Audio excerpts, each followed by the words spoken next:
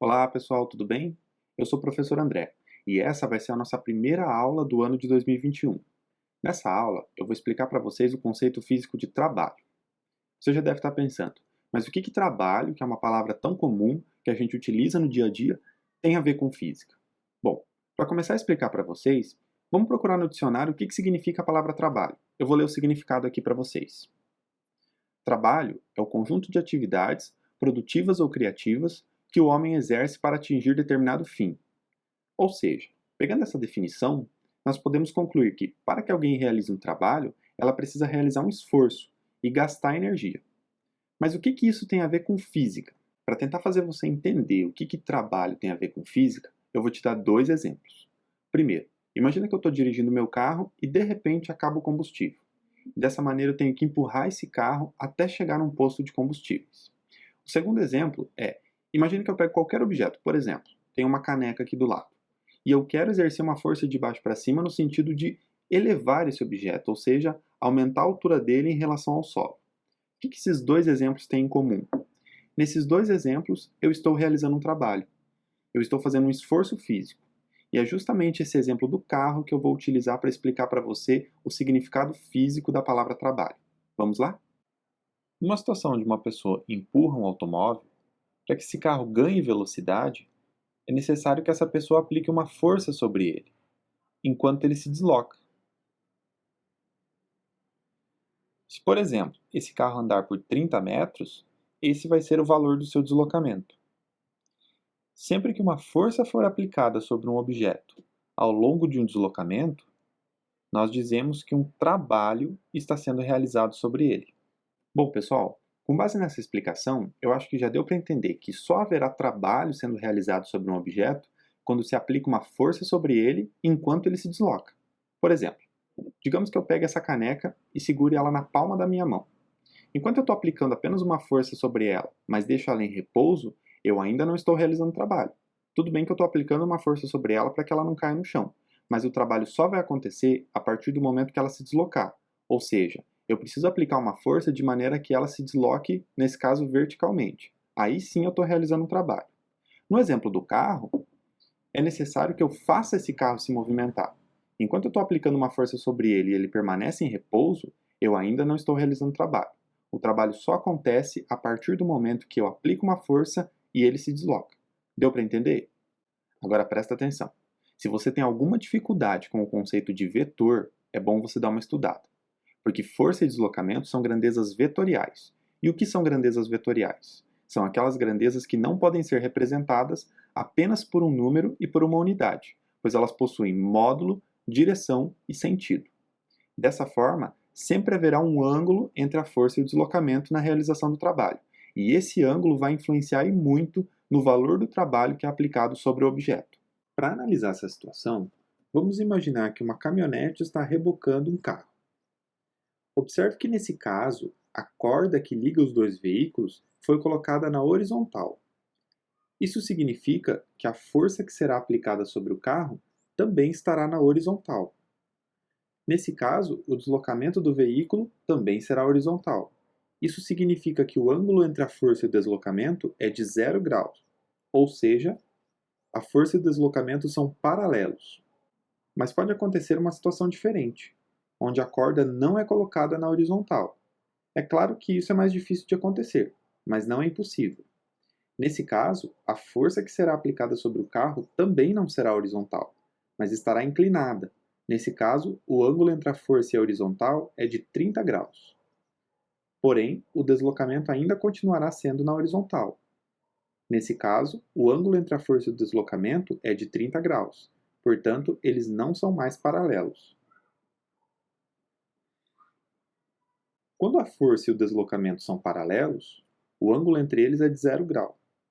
E nesse caso, a força está integralmente na direção do deslocamento. Portanto, o módulo total da força estará realizando o trabalho, pois a direção de aplicação da força é exatamente a direção do deslocamento do objeto. Porém, em uma situação onde a força e o deslocamento não são paralelos, por exemplo, formam um ângulo de 30 graus, a força tem duas componentes. Uma componente paralela ao deslocamento, que está representada em vermelho, e uma componente perpendicular ao deslocamento, que está representada em alaranjado. Nesse caso, a força perpendicular não colabora para a realização do trabalho, e só a componente paralela da força é que realiza esse trabalho. Portanto, devemos saber qual é o valor, qual é o módulo dessa componente paralela da força, para podermos calcular o trabalho. E podemos ignorar totalmente a componente perpendicular. Se utilizarmos a regra de decomposição de vetores, nós saberemos que o módulo da força paralela, simbolizado por Fp, é igual ao módulo da força total, que é a força verde, vezes o cosseno do ângulo entre os dois. Nesse caso, o ângulo é de 30 graus, então teremos que o módulo da força paralela é igual ao módulo da força vezes o cosseno de 30 graus.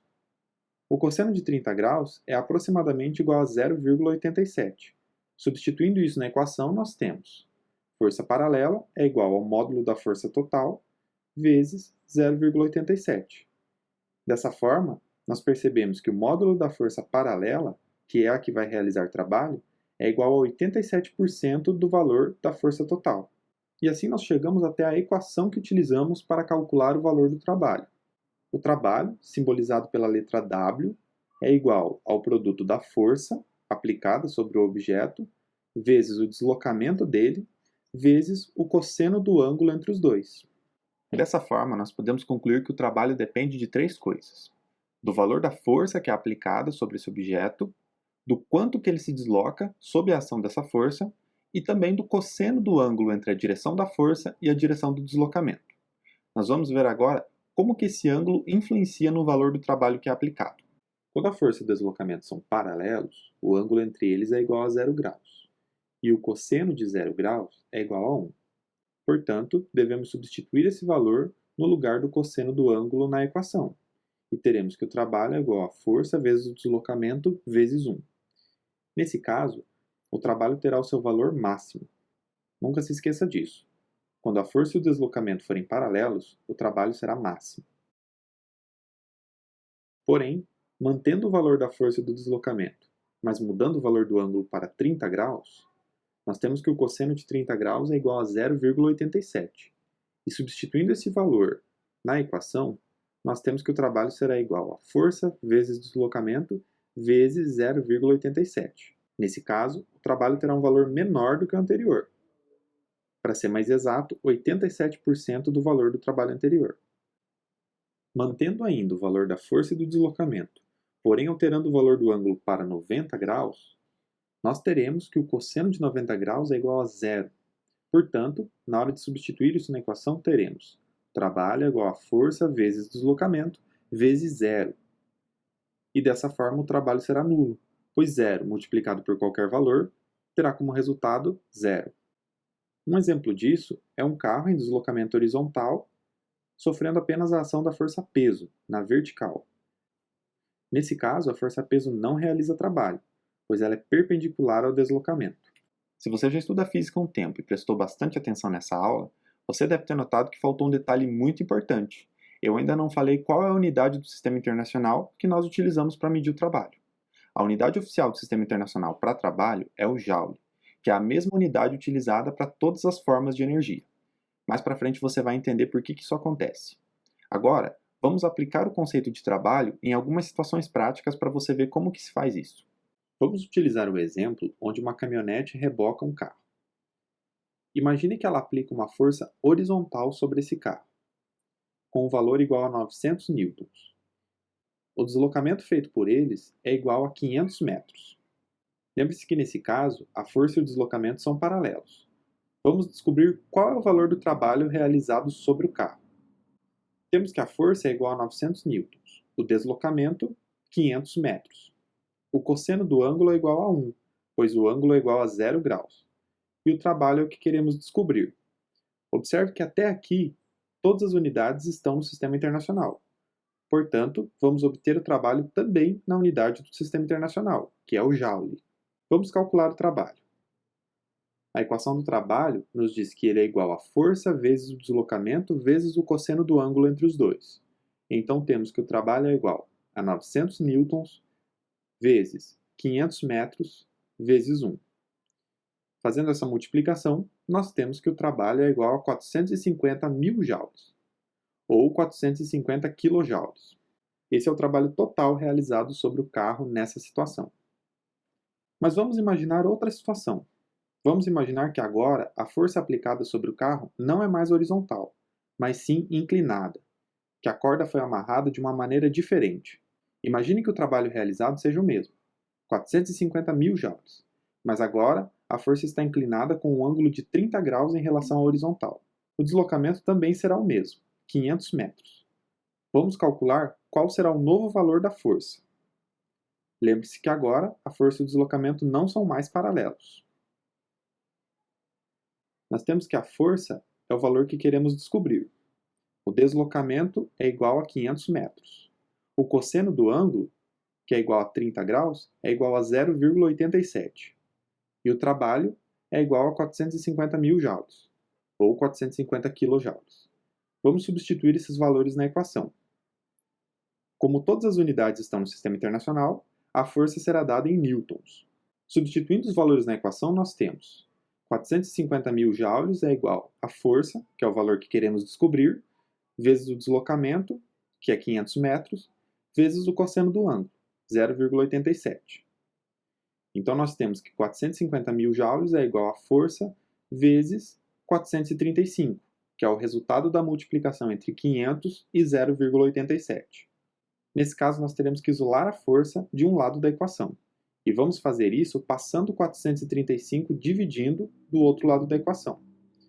Você pode também trocar os lados. Isso não vai afetar o resultado da equação. Fazendo essa divisão, nós temos que a força é igual a 1034 newtons.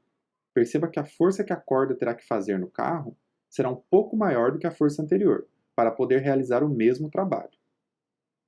Bom, pessoal, até agora nós estudamos o conceito de trabalho e as grandezas das quais ele depende, que são a força, o deslocamento e o cosseno do ângulo entre os dois. Agora, é muito importante a gente saber que o trabalho pode ser dividido em três categorias. O trabalho pode ser positivo, ou como chamamos também, motor. O trabalho pode ser negativo, ou resistente. E o trabalho também pode ser nulo. E o que vai determinar se o trabalho é positivo, negativo ou nulo é o cosseno do ângulo entre a força e o deslocamento. Eu vou explicar isso para vocês agora. Sempre que um trabalho positivo, ou motor, é realizado sobre um objeto, a sua velocidade aumenta. O trabalho positivo é realizado quando o ângulo entre a força e o deslocamento está entre 0 e 90 graus. É claro que o ângulo não pode ser igual a 90 graus, senão não teremos trabalho sendo realizado. O trabalho é considerado nulo quando a velocidade desse objeto não muda. Isso acontece sempre que o ângulo entre a força e o deslocamento for igual a 90 graus. Nesse caso, temos a representação de duas forças com ângulos de 90 graus em relação ao deslocamento. Uma delas é a força peso, que nesse caso é perpendicular ao deslocamento, portanto, não irá realizar trabalho. Mas nem sempre o trabalho realizado pelo peso será nulo. Em uma situação onde nós temos um plano inclinado, o ângulo entre o peso e o deslocamento não é mais de 90 graus, e sim inferior a 90 graus. Nesse caso, existe uma componente do peso paralela ao deslocamento, e ela vai fazer com que a velocidade desse objeto aumente. Se o plano for mais inclinado, a velocidade aumenta mais ainda, pois a componente do peso paralela ao deslocamento é maior ainda. Agora vamos falar do trabalho negativo, ou resistente. Imagine uma situação onde temos um carro freando em uma rodovia. Nesse caso, a força aponta em sentido oposto ao deslocamento, e a velocidade do carro diminui. Nesse caso, temos um trabalho negativo. O trabalho sempre será negativo quando o ângulo entre a força e o deslocamento estiver entre 90 graus e 180 graus. Em qualquer uma dessas situações, o trabalho será negativo. Para terminar, vamos analisar mais uma situação. Imagine um carro que freia para parar em um semáforo. Nessa situação, o trabalho realizado sobre ele é de menos 45 mil joules. Ele é negativo porque a velocidade do carro diminui. A força de atrito que faz com que o carro pare é igual a 5.000 newtons. Vamos calcular a distância pela qual o carro vai derrapar até parar. Temos que a força aplicada sobre o carro é de 5.000 newtons. O deslocamento é o que queremos descobrir. O cosseno do ângulo é igual a -1, pois o ângulo entre a força e o deslocamento é de 180 graus. E o trabalho realizado sobre o carro é de menos 45.000 joules, ou menos 45 kJ. O deslocamento será dado em metros, pois todas as unidades estão no sistema internacional. Substituindo os valores na equação, nós temos que menos 45.000 joules, que é o trabalho, é igual a 5.000 newtons, vezes o deslocamento, que é o que queremos descobrir, vezes -1. Menos 45.000 joules é igual a menos o deslocamento, vezes 5.000. Aqui podemos eliminar o sinal de menos dos dois lados da equação. Teremos que 45.000 joules é igual a distância vezes 5.000. Temos que isolar a distância de um lado da equação. Vamos fazer isso passando 5.000 dividindo do outro lado da equação. Você pode, mais uma vez, trocar os lados da equação sem afetar no resultado. Fazendo essa divisão, teremos que a distância é igual a 9 metros. Portanto, o carro irá derrapar por 9 metros até parar completamente. Bom, pessoal, chegamos ao fim da nossa aula. Eu espero que depois dessa explicação, você tenha entendido um pouco melhor o conceito de trabalho. É claro que aqui nós tratamos de conceitos bem elementares, só para você entender o conceito principal. Há muito mais a ser aprofundado sobre esse assunto. Por exemplo, aqui nós falamos apenas de forças constantes, ou seja, que não mudam o seu valor ao longo do tempo e ao longo do deslocamento do objeto, mas isso pode acontecer. De qualquer forma, o conceito de trabalho não vai mudar. O que vai mudar um pouco é apenas a maneira como você calcula o valor do trabalho. Eu recomendo que você estude um pouco mais sobre esse conceito, fazendo exercícios e lendo um pouco. Isso vai melhorar o seu aprendizado. Se você tiver alguma dúvida, deixa aqui nos comentários que eu respondo para você. E se você gostou do vídeo, não se esqueça de dar like e se inscrever no nosso canal. Bons estudos e até a próxima!